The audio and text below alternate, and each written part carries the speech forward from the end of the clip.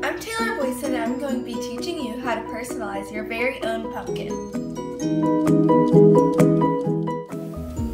Fall is my favorite time of the year.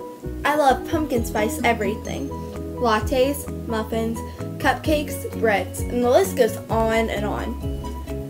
These yummy treats wouldn't be possible if it weren't for another fall favorite, the pumpkin itself.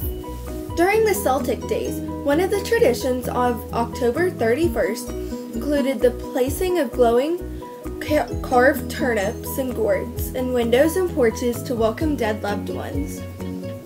The Celts also believed that these glowing vegetables would ward off evil spirits. These days, carved pumpkins are called jack-o'-lanterns, are easily the most recognizable symbol of Halloween in the United States.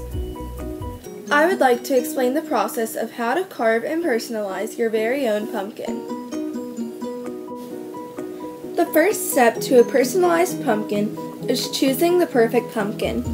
I usually like to go to a local pumpkin patch, but this year, the rain made that impossible. So I headed out to Kroger to find my pumpkin.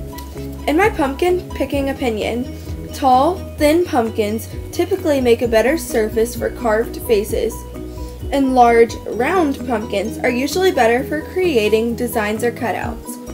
Next, I will need to use a damp cloth to wipe the pumpkin clean as it has dirt or dried mud on it. When I'm ready to begin, I gather all of the necessary tools for pumpkin carving. First, I cover the work area with a festive tablecloth to protect the surface.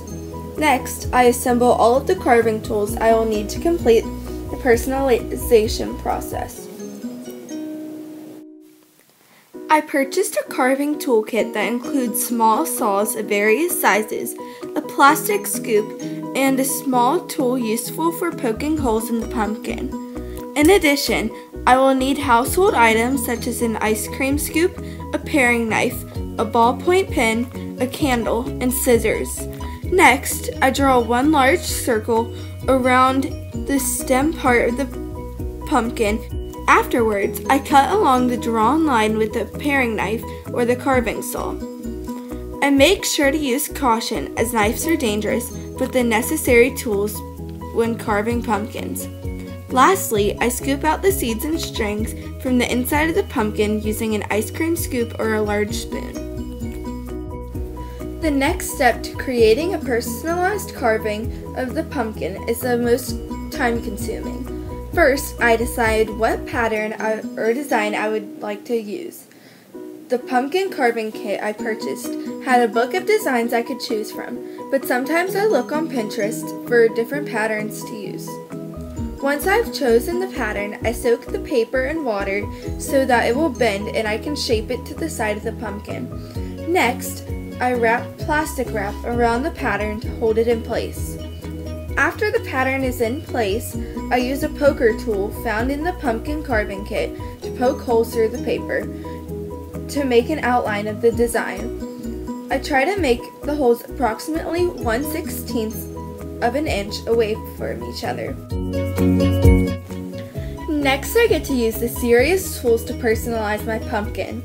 While cradling the pumpkin in my lap, I carve from dot to dot to carve out the pattern. I use the pumpkin saw that came with my kit. Once the pieces are ready to come out, I push them into the pumpkin to reveal the design. Immediately after I finish sawing all the pieces, I rub petroleum jelly, which can be found at most stores, on all of the cut edges to help keep my pumpkin fresh longer. Finally, the pumpkin has been personalized with my design. The fun part comes next, when I insert a light of some sort into the pumpkin to allow it to glow for the Halloween festivities. Sometimes I use a small candle for light, but this time I am trying a battery-operated light, and also a glow stick to see which works better. I think I like the look of the glow stick, and it is much safer to use than the candle. My personalized pumpkin is ready for Halloween. Thank you so much for watching my how-to video on how to personalize your very own pumpkin. Happy Halloween!